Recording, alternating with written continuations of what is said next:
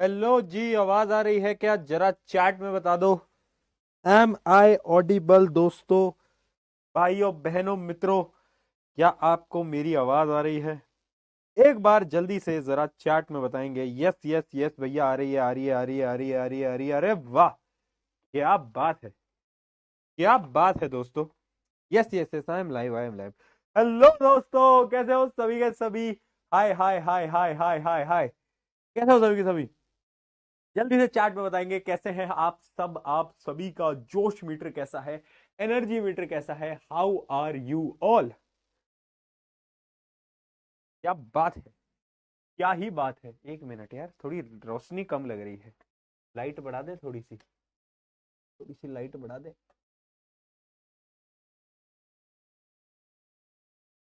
एक मिनट देना बेटा। अब ठीक, अब लाइट ठीक है। चलो, hello hello hello hello hello hello hello. Yes yes yes, जोश मीटर एकदम हाई है सबका, एनर्जी मीटर एकदम हाई है सबका। अरे बहन, तो ये तो रही है, देखो सीने में वो छाती हो, छाती देखोगे तो अंदर नेक्स्ट टॉपर दिखाई देगा। ठीक है, बताओ भाई, कैसे हो सबके सभी? All good, all good, all good, सब बढ़िया चल रहा है, सब चंगा सी। कोई दिक्कत तो नहीं आ रही लाइफ के अंदर? कोई प्रॉब्लम, कोई समस्या? Yes yes, no no no no no no no no no no, क्या बात है। भाई, मेरी कल हो गई थी बेटा तबीयत खराब बड़ी जोर से। परसों अपनी क्लास थी ना, परसों मैं तुम्हें बोल भी रहा था ना कि तबीयत वीक है। कल जो मेरी तबीयत खराब हुई, ओ हो, अभी भी खराब ही है। दवाइयों पे जिंदगी चल रही है। कोई बात नहीं, दवाई ले लेते हैं, थोड़ी सी दवाई और ले लेते हैं भाई।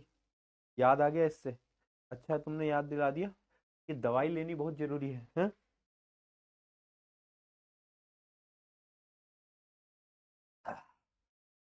इतनी बेकार होती हैं दवाइयाँ, क्या कर सकते हैं।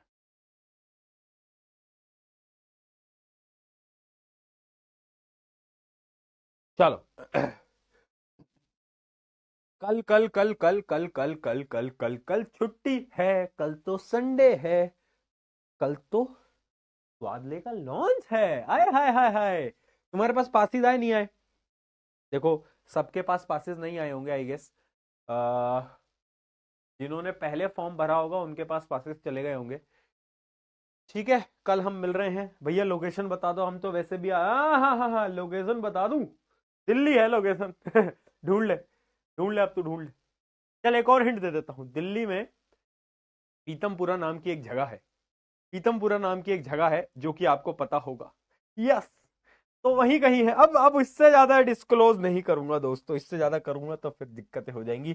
चलो, लास्ट क्लास में क्या पढ़ लिया था बेटा? लास्ट क्लास में क्या पढ़ लिया था? Maxwell right hand thumb rule पढ़ लिया था क्या? Maxwell right hand thumb rule सबको याद है क्या? जल्दी से चैट में बता दो, Maxwell right hand thumb rule. ठीक है, बहुत बढ़िया। यस, एकदम सबको बढ़िया तरीके से याद है, बहुत बढ़िया। लाइव स्ट्रीम मैं ट्राई करवा रहा हूँ, लाइव स्ट्रीम कर दूं? मैं लाइव स्ट्रीम करवाने का ट्राई करता हूँ, ठीक है? मैं लाइव स्ट्रीम करवाने का ट्राई करता हूँ कल। भाई यार, चैट में बच्चे लोकेशन एक्चुअली में लिखने लग गए, इनको कैसे पता? ओए, रिवील नहीं करनी, ओए लोकेशन नहीं करनी रिवील। हाँ, कल कल हमने मैक्सवेल, परसों हमने मैक्सवेल का जो राइट हैंड थंब रूल था वो देख लिया था, और हमें स्टार्ट करना था फ्लेमिंग्स लेफ्ट हैंड रूल, ठीक है? अब फ्लेमिंग लेफ्ट हैंड रूल मैं आपको बताऊंगा, बट उससे पहले ना एक एक्सपेरिमेंट किया गया, उस एक्सपेरिमेंट को पहले हम समझते हैं, उससे हमें फ्लेमिंग का जो नियम है वो समझ आ पाएगा। तो उस एक्सपेरिमेंट में हमने करा क्या, पहले हम वो देखते हैं। ये जो डायग्राम है ये बड़ा इंटरेस्टिंग डायग्राम है, देखो, आ जाओ, आ जाओ। पुरानी कहानी आई होप सबको याद होगी। पुरानी कहानी कुछ अलग नहीं थी। मैग्नेट पढ़ा था, मैग्नेटिज्म पढ़ा था, मैग्नेटिक फील्ड पढ़ी थी, मैग्नेटिक फील्ड ऑफ लाइंस पढ़ी थी, उसकी प्रॉपर्टीज पढ़ी थी, याद आ गया? Do not intersect each other, जहां पर magnetic field of line close close होती है वहां पर स्ट्रेंथ ज्यादा होती है, ठीक है? इतना पढ़ा था। इसके आगे हमने भैया फिर मैक्सवेल भैया का रूल पढ़ा था कि कैसे शेप बनती है। पहले हमने स्ट्रेट करंट कैरिंग कंडक्टर की बात करी थी, और फिर हमने करंट कैरिंग लूप की बात करी थी। याद आ गया होगा आपको? लूप है ना, clockwise current, anti clockwise current, कब साउथ पोल बनता है, कब नॉर्थ पोल बनता है। वहां तक की पूरी कहानी हमारी डन हो गई थी। आज हमें एक नई एक्टिविटी करनी है, वो हम देखते हैं। इस एक्टिविटी में हमने क्या करा, एक वायर को यहां पे लगा दिया, एक रॉड को यहां पे जोड़ा, और उस वायर में एक बैटरी को कनेक्ट कर दिया, अब करंट फ्लो कर रहा है, देखो करंट फ्लो कर रहा है, करंट फ्लो कर रहा है वायर में से, ठीक है, देखो ऐसे वायर में से करंट फ्लो कर रहा है। अब हमने क्या करा, एक मैग्नेट को, ये कौन सा मैग्नेट है बेटा ये कौन सा मैग्नेट है बताओ, ये है हॉर्स शू मैग्नेट, बहुत बढ़िया।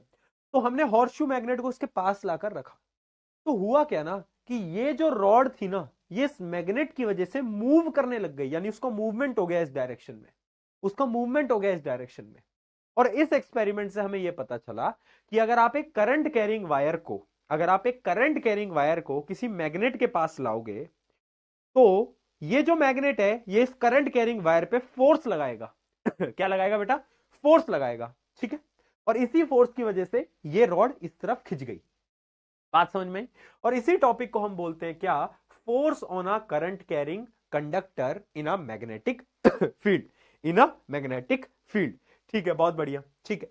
पहली चीज तो अभी आपको एक्सपेरिमेंट, ये जो डायग्राम है ये आपको याद रखना है, हाँ बेटा एक बार पूछा जा चुका है, ठीक है। और अब आपको ये भी बताना है इस एक्सपेरिमेंट में किया क्या गया। तो इस एक्सपेरिमेंट से बेसिकली हमें यह पता चला कि जब भी कोई करंट कैरिंग वायर को एक मैग्नेटिक फील्ड में रखते हैं तो उसके ऊपर एक फोर्स लगती है ये तो हमें पता चल गया। फिर आए कौन, फिर आए फ्लेमिंग बाबा। कौन आए बेटा, फ्लेमिंग बाबा। और उन्होंने दिया क्या, फ्लेमिंग लेफ्ट हैंड रूल। उन्होंने बोला कि ठीक है मैं मान लेता हूं कि फोर्स तो लगती है, मैं मान रहा हूं फोर्स लगती है, मैं बिल्कुल मान रहा हूं, लेकिन उस फोर्स की डायरेक्शन क्या होगी वो मैं कैसे मानूं। तो बेसिकली उन्होंने उस फोर्स की डायरेक्शन को निकालने के लिए एक, जैसे तुम ऐसे करते हो ना, उन्होंने ऐसे कर दिया कैसे कर दिया, ठीक है, उन्होंने ऐसे कर दिया।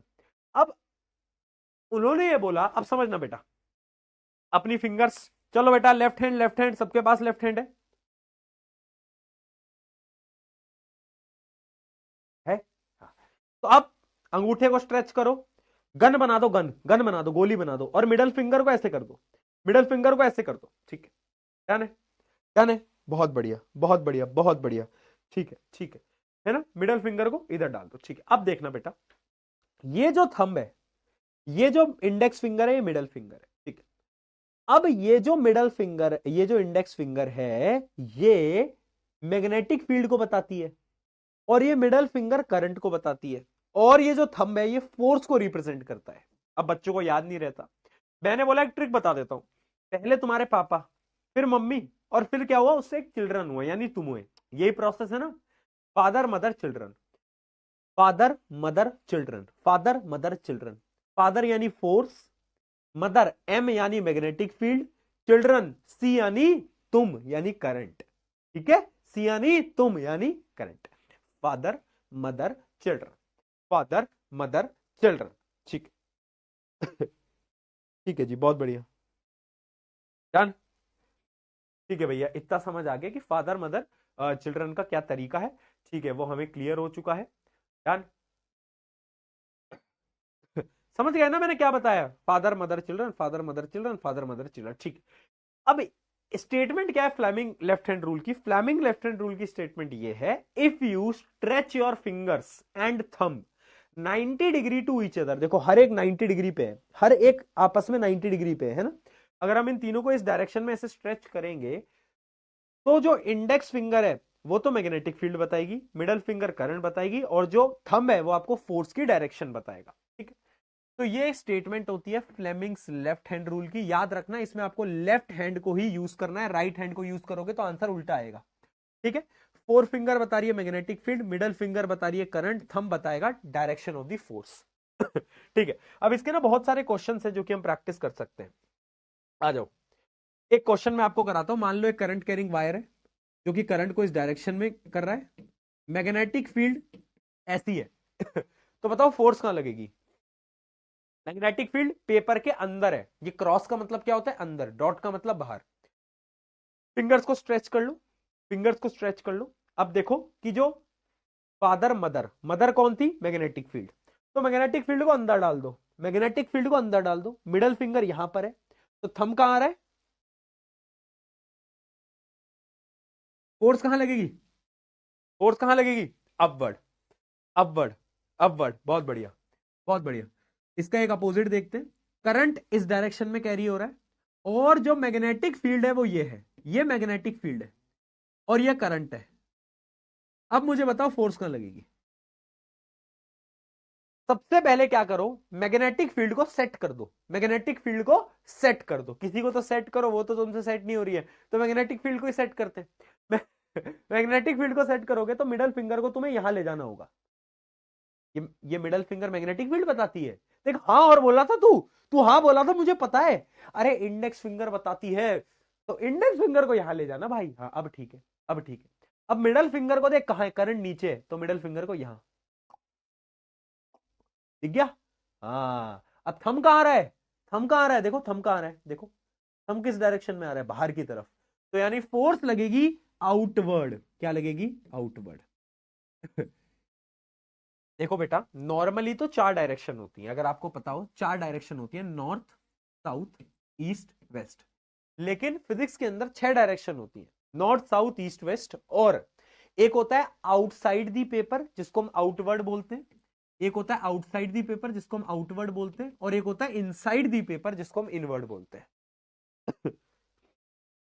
ठीक है, यानी यानी फिजिक्स के अंदर हमारे पास छह डायरेक्शन है। ठीक है बहुत बढ़िया, और क्वेश्चन देखते हैं, और क्वेश्चन देखते हैं। ये है मैग्नेटिक फील्ड और करंट कैरिंग वायर ऐसे करंट को कैरी कर रहा है, बताओ पहले क्या करोगे, मैग्नेटिक फील्ड को सेट कर दोगे, मैग्नेटिक फील्ड बाहर निकल रही है, तो मैग्नेटिक फील्ड को बाहर निकाल दिया। ठीक है, अब मिडल फिंगर ऊपर जानी चाहिए, देखो मिडल फिंगर ऊपर आ गई, देखो देखो अब ध्यान से देख लो, मिडल फिंगर कहां आ गई, मिडल फिंगर ऊपर आ गई, देख रहे हो, आ गई। और इंडेक्स फिंगर बाहर आ गई क्योंकि मैग्नेटिक फील्ड बाहर है। थंब कहां जा रहा है, थंब कहां जा रहा है, बताओ बताओ। अरे भाई ये है बाहर की तरफ, ये ऊपर, तो ये कहां जाएगा, ऑब्वियस सी बात है, तो किस डायरेक्शन में जाएगा, अगर यहां से तुम देखोगे तो राइट डायरेक्शन में चला जाएगा, राइट।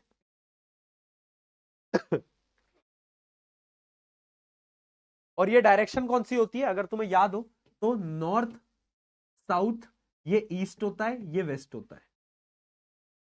ठीक है,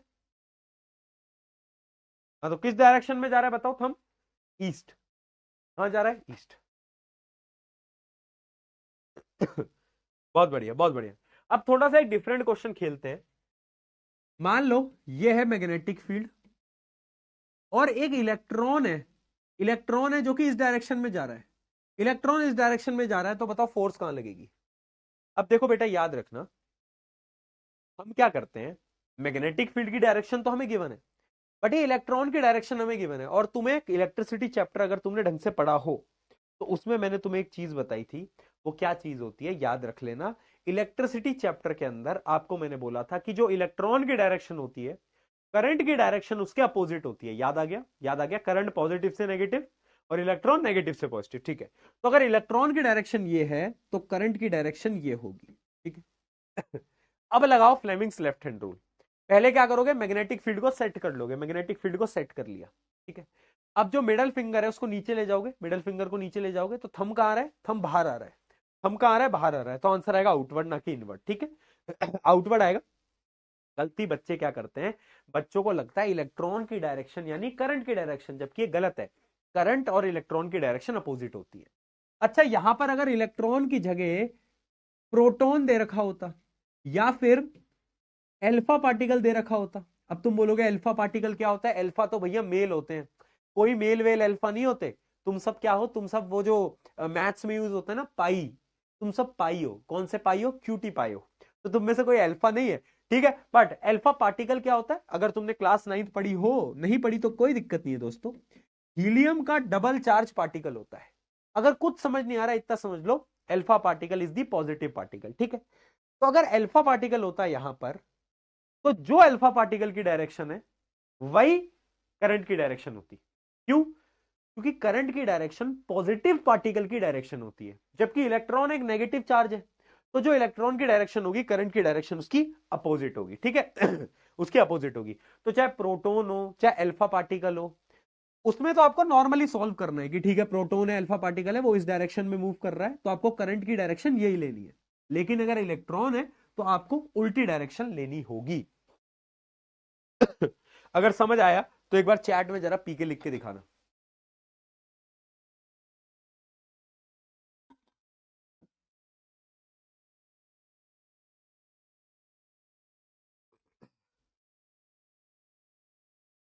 चलो बहुत बढ़िया,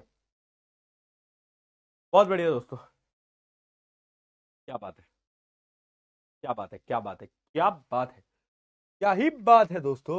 वाह वाह वाह वाह, चलो ठीक है जी, इतना समझ आ गया, इतना समझ आ गया। ठीक है, अभी और क्वेश्चन देखते हैं, बट उससे पहले कुछ इंपॉर्टेंट चीज देखो। एक कॉन्सेप्ट आपको याद होना चाहिए, that is variation in the force due to change in orientation. पता है आप जब बड़ी क्लास में जाओगे ना, तो आप पता है फोर्स की फॉर्मूला आपको क्या होगा, फॉर्मूला मैं आपको बता देता हूं। वो होगा force equals to I B L sine theta. ये होगा the force on a current carrying conductor placed in a magnetic field. अभी नहीं पढ़ना आपको, बड़ी क्लासेस में पढ़ोगे, जिसमें आई होता है करंट, बी होता है मैग्नेटिक स्ट्रेंथ, एल होता है लेंथ ऑफ द वायर, और एक चीज और होती है साइन थीटा। अब तुम्हें साइन थीटा तो पता ही है, लेकिन ये थीटा क्या होता है, लेकिन ये थीटा क्या होता है? थीटा होता है angle between current carrying wire and magnetic field. इनके बीच का जो एंगल है, जैसे मान लो ये करंट कैरिंग वायर है और ये है मैग्नेटिक फील्ड, तो इनके बीच का एंगल बताओ कितना हो गया, एंगल बताओ कितना हो गया? 90 डिग्री हो गया, 90 डिग्री हो गया, ठीक है। और साइन 90 की वैल्यू क्या होती है? 1 होती है। साइन 90 की वैल्यू क्या होती है? 1 होती है, ठीक है। ये चीज मैंने आपको इसलिए बताई, अगर अगर आप एक करंट कैरिंग वायर को एक मैग्नेटिक फील्ड के परपेंडिकुलर प्लेस करोगे, 90 डिग्री का एंगल बनाओगे, तो जो फोर्स होगी वो मैक्सिमम होगी, ठीक है। बट अगर अगर जो एंगल होगा वो या तो 0 डिग्री है या तो 180 डिग्री है, तो जो फोर्स होगी वो 0 हो जाएगी। क्यों हो जाएगी? क्योंकि साइन 0 या फिर साइन 180 की वैल्यू आपको पता है ऑलरेडी 0 होती है। पता ही नहीं पता है आपको, इतना तो पता होगा, ट्रिग्नोमेट्री पड़ी हुई है, ठीक। तो उसकी वैल्यू 0 होती है। ठीक, यानी मैं आपको यही चीज बताना चाहता था, याद रखना, अगर वायर को राइट एंगल पे रखा गया है मैग्नेटिक फील्ड के, तो फोर्स मैक्सिमम। अगर वायर को 0 डिग्री या 180 पे रखा गया है, तो क्या होगा? 0 या 180 पे जो फोर्स होगी वो 0 हो जाएगी। बाकी किसी भी एंगल पे रखा गया है तो फोर्स एग्जिस्ट करेगी, बट मैक्सिमम फोर्स से कम फोर्स एग्जिस्ट करने वाली है। ये कॉन्सेप्ट समझ आया कि वायर को हम कहां प्लेस कर रहे हैं, वो बहुत इंपॉर्टेंट है। मैग्नेटिक फील्ड में अगर वायर 90 डिग्री पे है तो मैक्सिमम फोर्स, 0 डिग्री या 180 डिग्री पे, यानी अगर आपने वायर को पैरेलल लग दिया है तो भैया 0 हो जाएगा। अब इस पे कैसे क्वेश्चन आते हैं? एक करंट कैरिंग वायर है, वो ऐसे रखा हुआ है, मैग्नेटिक फील्ड ऐसी है, तो मुझे ये बताओ कि फोर्स कितनी लगेगी? तो आपको पता है इस केस में फोर्स 0 हो जाएगी, क्योंकि एंगल यहां पर 0 डिग्री है, ठीक है। बहुत बढ़िया, डन है क्या? समझ आया क्या तेरे को यार? पी के लिख दे एक बार चैट में अगर तुझे समझ आ गया है। चलो दोस्तों, कुछ क्वेश्चन करें, मजेदार मजेदार। सुन ले ध्यान से, फ्लेमिंग लेफ्ट हैंड रूल बहुत इंपॉर्टेंट है, कई बार क्वेश्चन पूछे गए हैं, तो ध्यान से पढ़ ले। If the current in a conductor is reversed, the direction of the force will, अगर एक करंट है, if the current in a conductor को रिवर्स करा है, तो फोर्स की डायरेक्शन क्या होगी? बताओ, क्या लगता है? करंट को रिवर्स करा है, मान लेते हैं पहले ये मैग्नेटिक फील्ड थी और करंट ऐसे था, बट अब हमने करंट को उल्टा कर दिया, तो हमसे पूछ रहा है डायरेक्शन क्या होगा फोर्स का। फोर्स का डायरेक्शन भी रिवर्स हो जाएगा, फोर्स का डायरेक्शन भी रिवर्स हो जाएगा, ये आप ट्राई करके देख भी सकते हो। हाँ, पहले आप करंट को ऐसे ले रहे थे, मैग्नेटिक फील्ड को ऐसे ले रहे थे, सॉरी गलत कर दिया ना, फिर फोकस हिल गया तुम्हारा। मैग्नेटिक फील्ड को ऐसे, वायर को ऐसे, तो थंब अंदर जा रहा था, पहले थंब अंदर जा रहा था, लेकिन अब करंट को बदल दिया, अब देखो करंट को नीचे कर दिया, तो अब थंब बाहर आ रहा है। तो आंसर आएगा डी, कि जो फोर्स होगी वो भी रिवर्स हो जाएगी, ठीक है। Fleming left hand rule is used to describe, ये तो बहुत सिंपल है, direction of the force. Fleming left hand rule से हम फोर्स की डायरेक्शन बताते हैं। चलो ये क्वेश्चन करके बताओ, बड़ा अच्छा सवाल है। बताओ,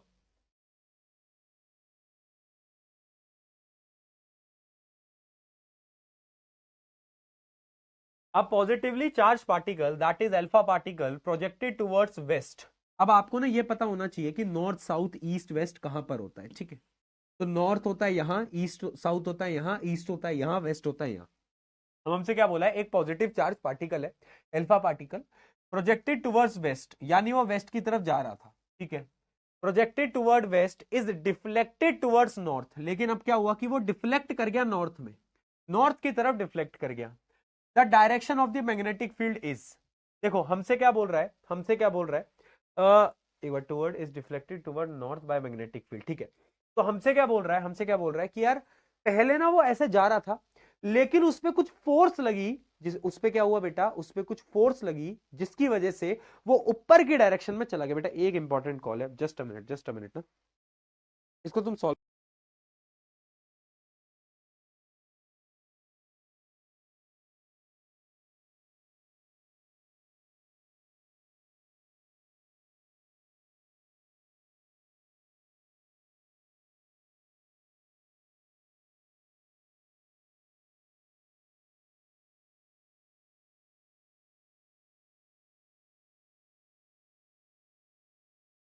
चलो, sorry sorry sorry sorry sorry, एक कॉल था यार, पिक करना पड़ गया, इंपॉर्टेंट था, थोड़ा सा इंपॉर्टेंट था, वो आपको पता है ना, थोड़ा सा कल वो, और तुम्हारे लिए था ये कॉल, तुम लोगों के लिए था, क्योंकि कल के इवेंट को ना तुमने इतनी रिक्वेस्ट करी कि लाइव करवा दो, लाइव करवा दो, लाइव करवा दो, तो हमने प्लान करा है कि हम लाइव कर पाएंगे।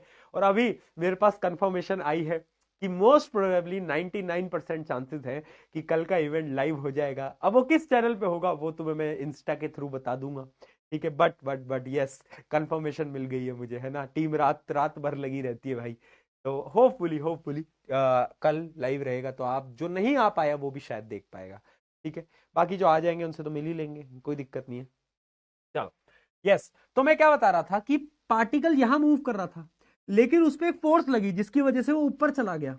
तो पहले मुझे बताओ फोर्स की डायरेक्शन क्या होगी, फोर्स ऊपर लगी ना, तभी तो ऊपर मूव करा, यानी फोर्स की डायरेक्शन तो ये है, मुझे पता चल गया। अच्छा अब ये बताओ करंट की डायरेक्शन क्या होगी, जो अल्फा पार्टिकल की डायरेक्शन होती है, पॉजिटिव चार्ज पार्टिकल की डायरेक्शन होती है, वही करंट की डायरेक्शन होती है, ठीक है। तो करंट की डायरेक्शन यही होगी, हाँ की ना, हाँ की ना, करंट की डायरेक्शन यही होगी, ठीक है। तो अब क्या करो, अब तुम फ्लेमिंग लेफ्ट हैंड रूल निकालो।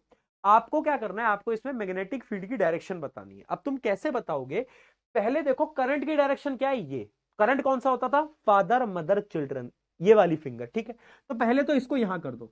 अच्छा अब देखना बेटा, अब देखना, इसको यहां करा, थंब कहां जा रहा है मेरा, थंब कहां जा रहा है, देखो थंब कहां जा रहा है, थंब ऊपर जा रहा है, फोर्स ऊपर लग रही है, मिडल देखो, मिडल फिंगर यहां दिख रहा है, पीछे से नोट करते चलो, मिडल फिंगर यहां, थंब मेरा ऊपर, क्योंकि फोर्स मेरी ऊपर लग रही है। तो ये जो इंडेक्स फिंगर है ये तुम्हारी तरफ पॉइंट कर रही है, यानी पेपर के बाहर, पेपर के बाहर। तो आंसर क्या आएगा, आंसर क्या आएगा बताओ, आंसर क्या आएगा, एक मिनट, इसमें क्या करा है भाई, अपवर्ड आएगा इसमें आंसर। अपवर्ड वैसे अपवर्ड होता है या वो होता है आउटवर्ड होता है, बट ठीक है, अपवर्ड है या आउटवर्ड है एक ही बात है। तो इसका आंसर डी आना चाहिए, एक बार चेक कर लो।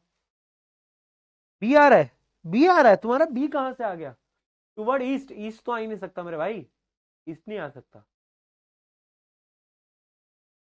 ना ना, अपवर्ड या आउटवर्ड है, ये बाहर की तरफ निकल रहा है। मैंने तुम्हें बोला ना कि फिजिक्स में 6 डायरेक्शन होती है, नॉर्थ साउथ ईस्ट वेस्ट, और अपवर्ड यानी आउटवर्ड, या तो इनवर्ड यानी इनसाइड।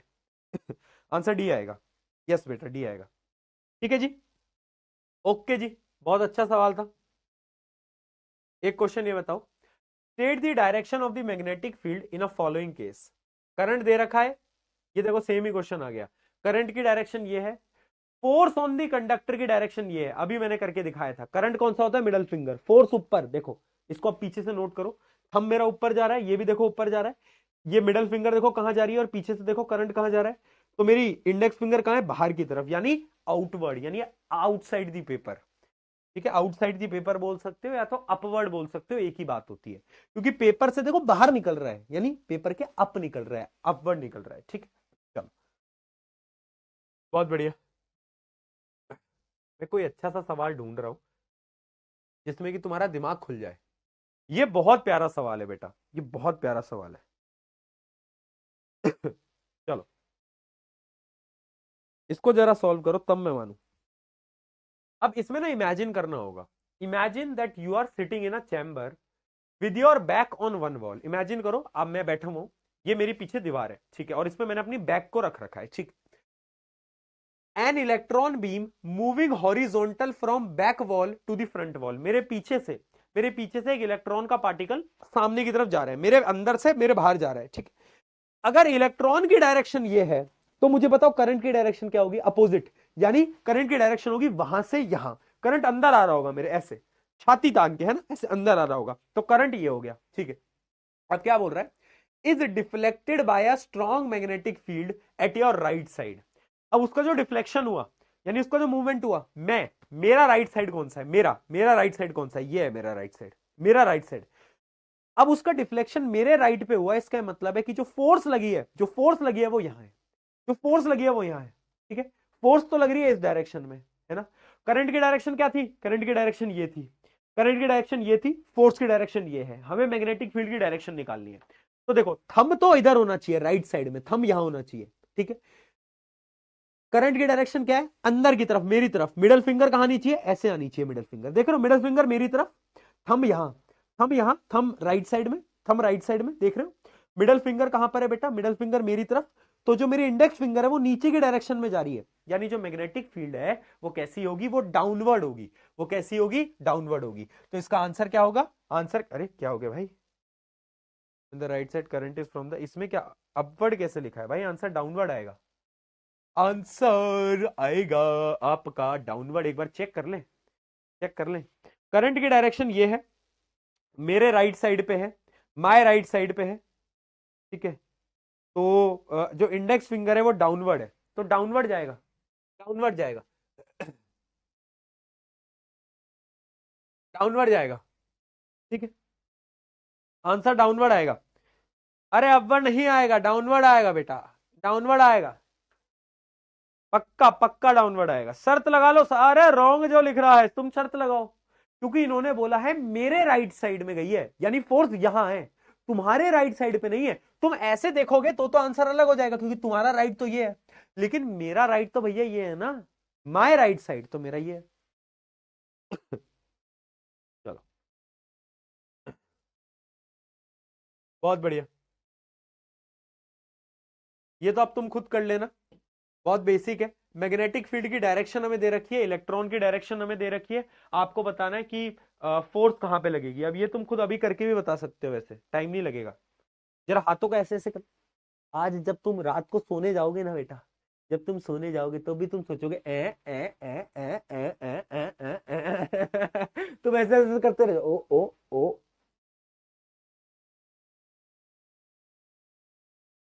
तुम ये करोगे आज, ठीक है। अच्छा, करंट की जो डायरेक्शन होगी बेटा वो अपोजिट होगी, यानी वो करंट की डायरेक्शन यहां होगी।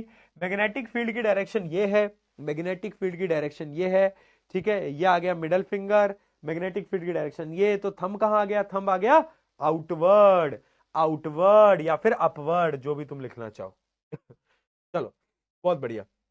अब आते हैं बेटा इस चैप्टर के अगले कॉन्सेप्ट। अरे एक एक होमवर्क क्वेश्चन और है यार, ये भी कर दो, ये भी कर लेना भाई।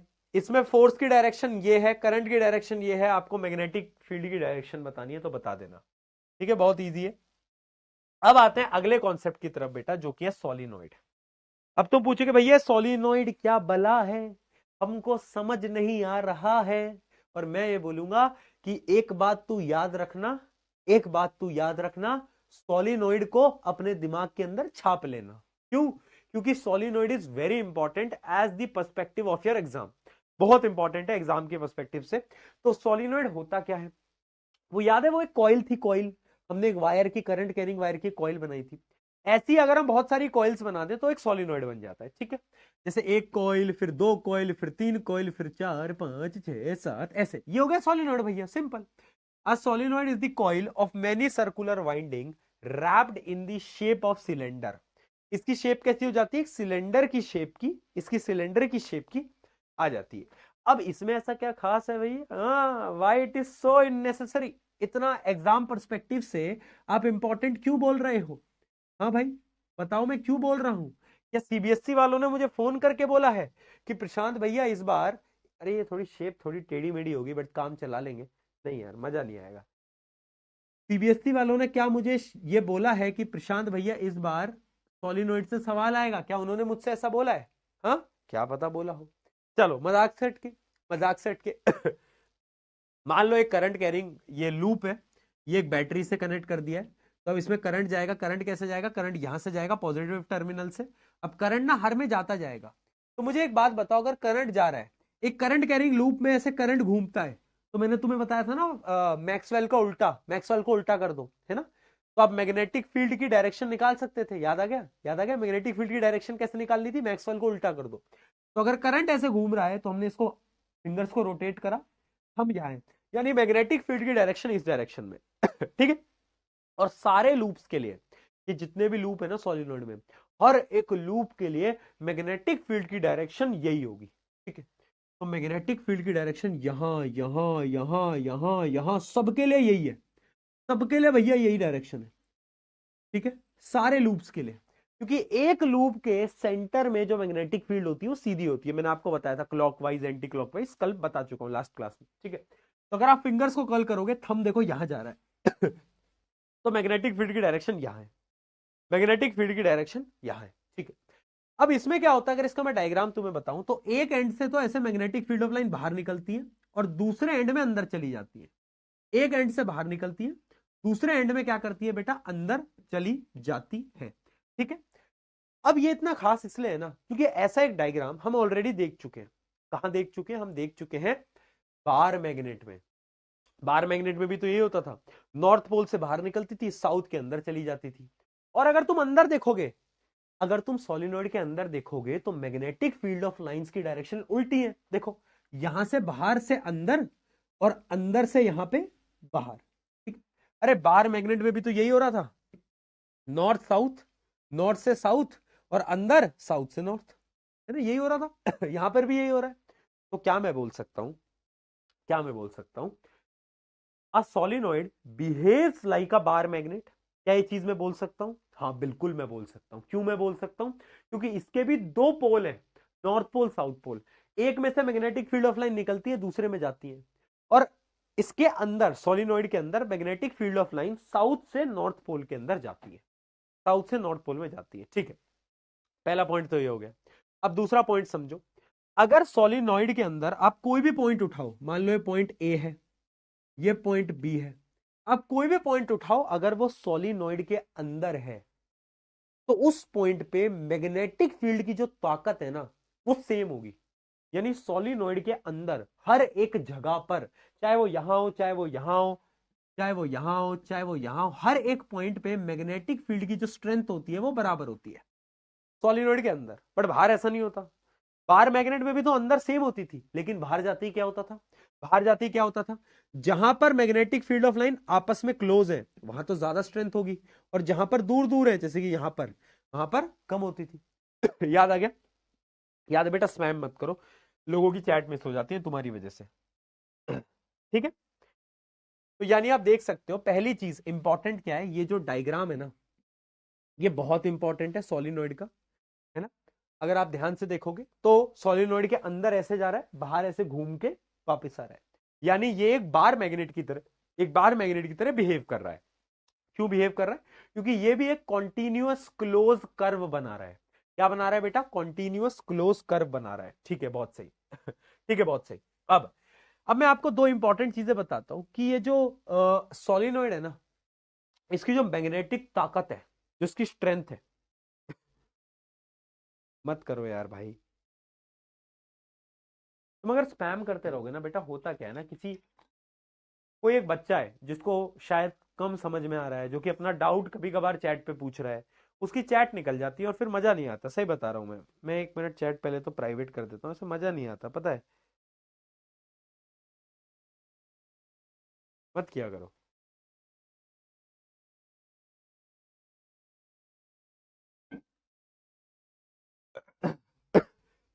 और आपको दिख भी रहा होगा कि मेरा गला भी थोड़ा खराब है, तो मैं थोड़ा धीरे भी बोल रहा हूँ, राइट, आपको भी वो समझ में आ रहा होगा। तो आप मत करो ना, कभी कभार, कभी कभार, कभी कभार आपके भैया की बात मान लिया करो। मैं ज्यादा तुम्हें बोलता नहीं हूँ, मैं तुम्हें डांटता नहीं हूँ, है, मारता नहीं हूँ, कि दिन असली में मिल गए तो मार भी दूंगा मैं, बट समझ रहे हो ना, तो थोड़ा सा कभी कभार कोऑपरेट किया करो, राइट। आओ, अ, ये जो मैग्नेटिक ताकत है ना सोलिनॉइड की, वो किस पे डिपेंड करती है, देखो पहली चीज तो ये डिपेंड करती है करंट पे।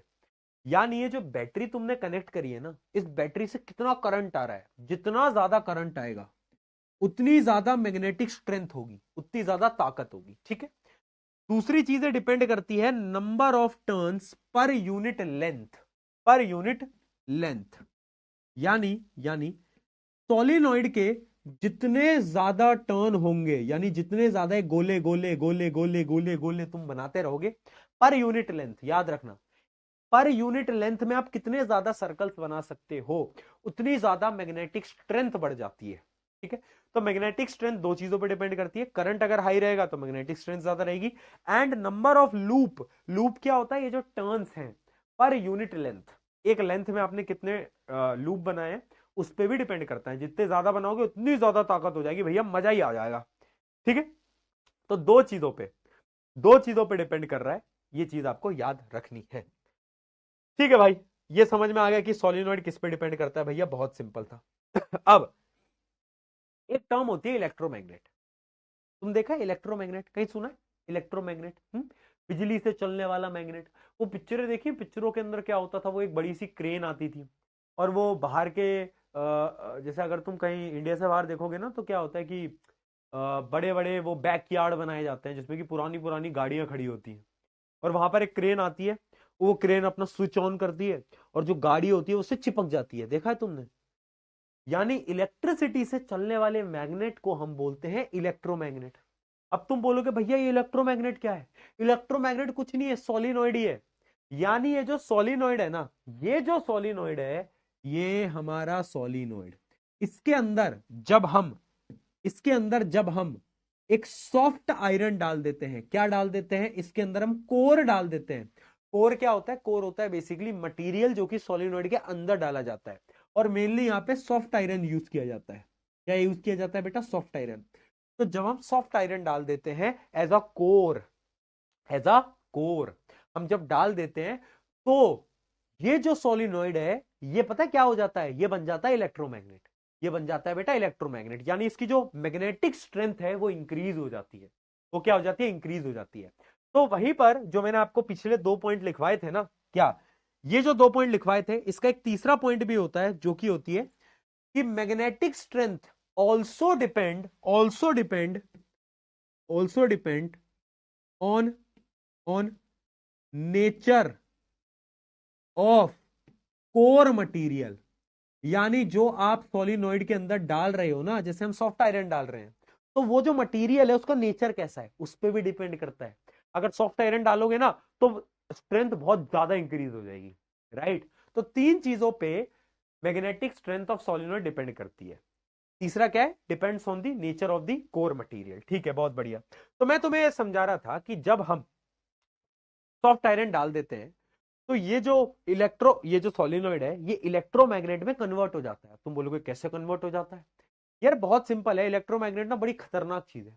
इलेक्ट्रोमैग्नेट में इलेक्ट्रोमैग्नेट को हम टेम्परेरी मैग्नेट भी बोलते हैं, पता है क्यों? क्योंकि जब तक बैटरी चालू है, यानी जब तक करंट आ रहा है, तब तक तो उसने वो गाड़ी को चिपका रखा है, लेकिन जैसे ही आप स्विच को बंद करोगे मैग्नेटिक प्रॉपर्टीज गायब हो जाएंगी और वो गाड़ी नीचे गिर जाएगी, हाँ है ना। यानी ये जो इलेक्ट्रोमैग्नेट है it works as a temporary magnet. कैसे काम करता है? टेम्पररी मैग्नेट की तरह काम करता है। तो आप देख सकते हो, a solenoid is used as a electromagnet. Soft piece of iron is placed inside a solenoid. When an electric current is passed through, strong magnetic field is created. Iron become magnetic due to strong magnetic field of solenoid. Magnet so produced is called electromagnet. यानी उस time पे जो magnet बनता है उसको हम electromagnet बोलते हैं, फिर टेम्पररी मैग्नेट भी बोलते हैं। क्यों? क्योंकि जब तक हमारी मर्जी तब तक ये मैग्नेट, और जब हमारी मर्जी नहीं है तो अब ये मैग्नेट नहीं रहेगा, ठीक है। अच्छा, अब ये इलेक्ट्रोमैग्नेट के यूजेस क्या होते हैं? What are the uses? तो देखते हैं इलेक्ट्रोमैग्नेट कहां कहां पे काम आता है। पहली चीज तो जो आपकी इलेक्ट्रिक बेल होती है, क्रेन होती है, मोटर होती है, कई जगहों पर, इवन घरों के अंदर मैग्नेटिक लॉक होता है, देखा होगा आपने, हर जगह पर इलेक्ट्रोमैग्नेट काम आता है। दूसरा, ये ना लैब्स के अंदर काम आता है, क्योंकि लैब्स में ना हम परमानेंट मैग्नेट यूज नहीं कर सकते, क्योंकि परमानेंट मैग्नेट की मैग्नेटिक स्ट्रेंथ को हम बदल नहीं सकते। परमानेंट मैग्नेट की फिक्स्ड मैग्नेटिक स्ट्रेंथ है, बट इसकी तो हम बदल सकते हैं। कैसे बदलेंगे? ज्यादा करंट दे देंगे तो ज्यादा हो जाएगी, कम करंट देंगे तो कम हो जाएगी। इसलिए ये लैब्स में भी यूज किया जाता है। कहां पर यूज किया जाता है? लैब्स में भी, ठीक है। अब एक डिफरेंस आता है बेटा परमानेंट मैग्नेट और टेम्परेरी मैग्नेट के बीच का। है ना। और ये क्वेश्चन क्या आता है वो मैं आपको स्टार मार्क करके बता देता हूं, डबल स्टार लगा लेना। क्वेश्चन ये आता है, why electromagnet is better than temporary magnet. Why electromagnet is better than temporary magnet, क्यों? सोचो। पहला, एक परमानेंट मैग्नेट जो है ना, उसकी स्ट्रेंथ को हम बदल नहीं सकते, बट इसकी स्ट्रेंथ को तो हम बदल सकते हैं। दूसरा, एक परमानेंट मैग्नेट के मैग्नेटिज्म को, उसकी जो मैग्नेटिक ताकत है ना, उसको कभी खत्म नहीं कर सकते हम, उसको टर्न ऑन या फिर टर्न ऑफ नहीं कर सकते, लेकिन इसको तो कर सकते हैं। ठीक है। तीसरा, पहले तो ये 2 पॉइंट समझो।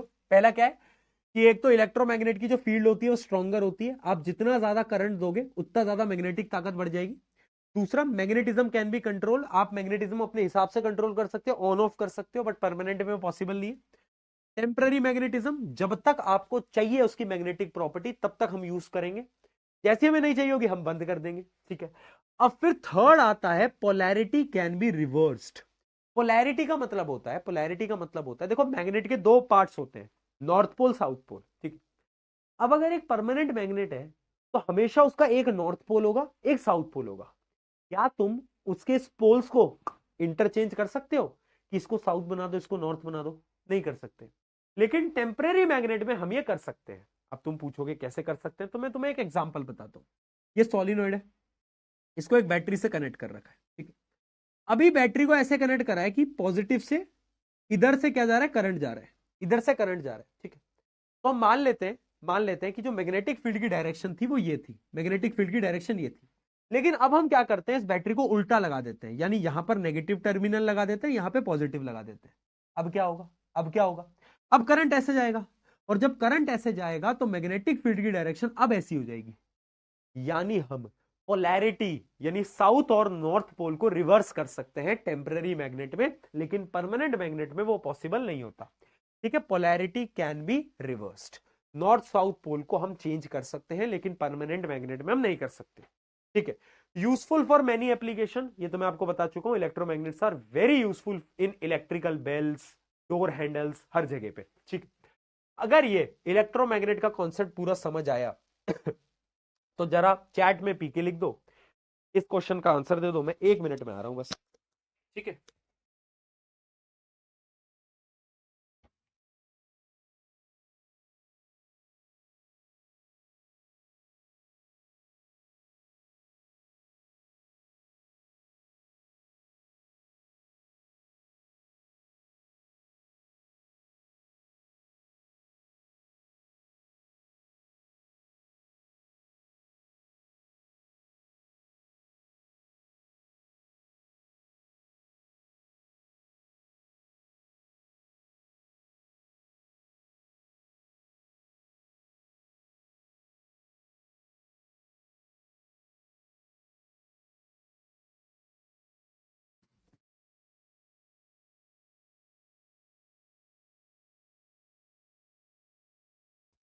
ठीक है भाई, बताओ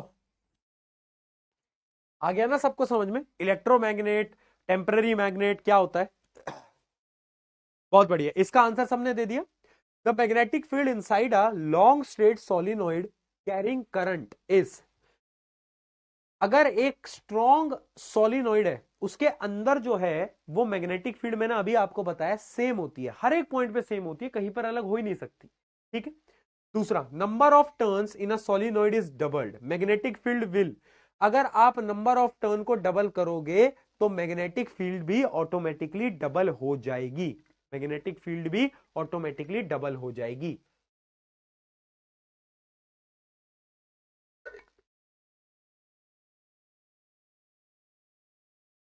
ठीक है जी। चलो और क्वेश्चन बताओ। A pattern of a magnetic field of a solenoid carrying a current is similar to that of bar magnet. क्या ये असर्शन सही है? क्या ये असर्शन सही है बेटा? वापस पढ़ो। Pattern of a magnetic field of a solenoid carrying current is similar to a bar magnet. Yes, एकदम सही है, बार मैग्नेट की तरह ही दिखता है। Reason, the pattern of the magnetic field around a current carrying conductor is independent of the shape of the conductor. ये बोल रहा है कि जो करंट कैरिंग कंडक्टर है ना, उसमें उसमें शेप से कोई फर्क नहीं पड़ता। क्या लगता है तुम्हें, ये बात सही है गलत है? क्या लगता है तुम्हें, ये बात सही है गलत है? क्या शेप से हमें फर्क पड़ता है? सोलिनॉइड की शेप कैसी होनी चाहिए? क्या हमें सोलिनॉइड की शेप से कोई फर्क पड़ता है बेटा या नहीं पड़ता? दिमाग लगाओ चलो। तुम सब असर्शन रीजनिंग में गलत आंसर कैसे देते हो, इतना कैसे अटकते हो तुम असर्शन रीजनिंग में, मुझे तो ये बताओ। देखो इसका जो आंसर आएगा ना बेटा, बेसिकली ना इसका आंसर आएगा सी।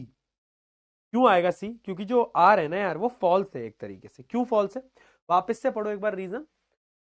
The pattern of the magnetic field around a current carrying conductor is independent of the shape. ये गलत स्टेटमेंट हो गई ना। देखो शेप होती है इसकी, इसकी शेप होती है रेक्टेंगुलर शेप, जिसकी वजह से ये पैटर्न बन के आता है। देखो ना, ये पैटर्न बन के आता है, राइट? राइट, तो it is dependent on the shape. तो ये आंसर एक तरीके से इसका सी आएगा। A is true but R is false. जिसने सी उत्तर दिया है आप एकदम सही हो। चलो Why is magnetic field inside a solenoid considered uniform? Magnetic field solenoid के अंदर यूनिफॉर्म होती है, ये तो हमें पता है, बट क्वेश्चन में पूछा ऐसा क्यों होता है। तो इसका आंसर एक बार रीड करो, बड़ा इंटरेस्टिंग क्वेश्चन है, बड़ा इंपॉर्टेंट और इंटरेस्टिंग क्वेश्चन है। इसका रीजन क्या होता है? Magnetic field line inside are parallel and equally spaced, that means strength and direction of the magnetic field remain same. यानी अगर मैं अंदर का डायग्राम बनाऊं ना, तो जो मैग्नेटिक फील्ड की लाइन होती है वो ना एकदम सीधी होती है और आपस में पैरेलल होती है, ऐसे आपस में पैरेलल होती है, जिस वजह से हर पॉइंट पे मैग्नेटिक फील्ड की जो ताकत होती है, स्ट्रेंथ होती है, वो सेम होती है। ठीक है, तो हम देखो बच्चों को ये तो पता होता है कि हाँ भैया अंदर बराबर है, बट आजकल सीबीएसई वाले गेम खेल लेते हैं, पूछते क्यों बराबर है, तो तुम्हें रीजन पता होना चाहिए। ठीक है, आ जाओ। How does inserting a soft iron core increase the strength of the solenoid? अब देखो ये भी वही क्वेश्चन हो गया कि सॉफ्ट आयरन से स्ट्रेंथ तो इंक्रीज होती है, वो तो सबको पता है, बट कैसे होती है वो तो बताओ। तो इसका रीजन भी एक बार रीड करो। क्या होता है, क्या होता है कि जो सॉफ्ट आयरन होता है ना, उसकी बहुत हाई मैग्नेटिक परमिएबिलिटी होती है, यानी वो जल्दी से मैग्नेटाइज हो जाता है।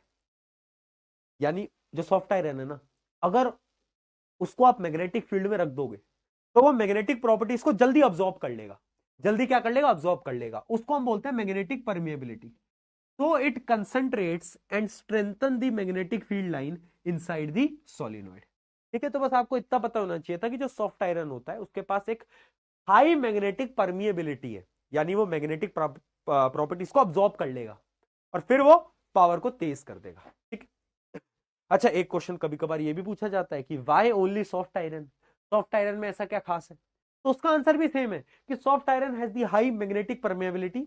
या फिर एक उसका रीजन ये भी होता है कि ये जो सॉफ्ट आयरन होता है ना, ये जल्दी मैग्नेटिक प्रॉपर्टीज को गेन करता है, और जैसे ही आप स्विच को बंद करते हो ना, वैसे ही जल्दी मैग्नेटिक प्रॉपर्टीज को लूज भी करता है। यानी एक इसका पॉइंट ये भी है कि इजी गेन, इजी गेन और एक इजी लूज, इजी लूज।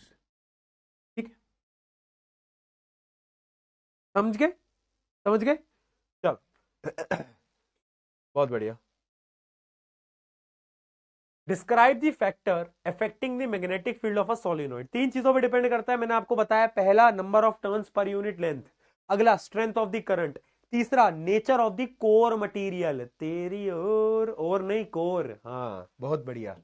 ठीक है, ये बड़ा इंपॉर्टेंट क्वेश्चन है, कई बार पूछा गया है। ठीक है, इतना समझ आ गया क्या? ये लास्ट क्वेश्चन, इसके बाद हम डोमेस्टिक सर्किट पे बढ़ेंगे, लास्ट टॉपिक है इस चैप्टर का। Explain how a solenoid behaves like a bar magnet. अगर ये क्वेश्चन आ जाए एक्सप्लेन व्हाई, एक्सप्लेन हाउ जो सोलिनॉइड होता है वो बार मैग्नेट की तरह परफॉर्म करता है, तो उसमें क्या लिखोगे? आप चाहो ना, अगर ये 3 मार्क्स में आ जाए तो डायग्राम ड्रॉ करके आ जाओ कि देखो जो बार मैग्नेट का डायग्राम है वो ऐसा है, सोलिनॉइड का ऐसा है, दोनों में ही एक क्लोज्ड कंटिन्यूअस कर्व बन रहा है। दोनों में एक नॉर्थ पोल है, एक साउथ पोल है, नॉर्थ से निकल रहा है, साउथ में जा रहा है, एक क्लोज्ड कंटिन्यूअस कर्व बन रहा है। इसलिए हम बोल सकते हैं कि जो सोलिनॉइड होता है वो बार मैग्नेट की तरह बिहेव करता है। ठीक है, एक बार आप रीड कर सकते हो, बट आंसर जो मैंने आपको बताया वो तुम लिखोगे नंबर फुल मिलने। ठीक है चलो यार भाई, जीवन में कुछ भी हो जाए बट कभी बुखार नहीं होना चाहिए, स्पेशली लड़कों को। लड़कों को जब बुखार हो जाता है ना, वो इतना ओवर थिंक करते हैं ना जीवन में। मैं अपने जीवन में कभी ओवर थिंक नहीं करता, पर जब मुझे बुखार हो जाता है मैं सोचता हूँ कि अगर मैं कल मर गया तो क्या होगा। अगर मैं जिंदा नहीं रहा तो पेपर कौन लीक करेगा? अगर मैं मैराथन सेशन नहीं ले पाए तो बेचारे बच्चे क्या करेंगे? मेरे मन में ऐसे थॉट आते हैं। लड़के रिलेट कर पाएंगे। इनको जीवन में इनका हाथ टूटे पैर टूटे कोई फर्क नहीं पड़ता। हाथ टूटेगा, हाँ भाई ठीक है। बट अगर इनको फीवर आ जाए, एक छोटा सा फीवर है, बट इनको फीवर आ जाए, तो भाई इनकी जो हालत होती है ना, इनको लगता है कि मौत नजदीक है, मौत हमारे बहुत करीब है। हैं लड़के बताना चैट में, होता है ना ऐसा? बस सच्ची में बता रहा हूँ यार, मतलब कुछ भी हो कोई फर्क नहीं पड़ता हमें। ये एक फीवर नाम की जो चीज है ना, अगर ये हो जाती है हमारे जीवन में, हम इतना परेशान होते हैं ना, मैं तुम्हें बता भी नहीं सकता। चलो ठीक है, होता है तुम्हारे साथ भी ठीक है, domestic electric circuit. Domestic electric circuit की बात करते हैं जी। आ जाओ जी। एक तो फोन पता नहीं कहाँ से मेरा चार्ज क्यों नहीं होता, कभी जीवन में मेरा फोन चार्ज कब मिलेगा मुझे? डोमेस्टिक इलेक्ट्रिक सर्किट, भाई आपके सिलेबस में ये एक छोटा सा पोर्शन है, ज्यादा सवाल इसके आते नहीं है। तो ये जो डायग्राम है ये बेसिकली आपके घर का सर्किट है। अब आपके घर के सर्किट में ना 3 टाइप की वायरिंग होती है। एक होती है लाल रंग की वायरिंग, एक काले रंग की वायरिंग और एक ग्रीन कलर की वायरिंग। अब जो लाल रंग की वायरिंग है इसको हम बोलते हैं live wire, live wire. Black colour की जो होती है इसको हम बोलते हैं न्यूट्रल वायर। और जो ग्रीन कलर की होती है सबसे इंपॉर्टेंट, इसको हम बोलते हैं अर्थ वायर, जिसको हम अर्थिंग भी बोलते हैं। समझाऊंगा, पहले डायग्राम देखो, पहले पूरा का पूरा डायग्राम देखो।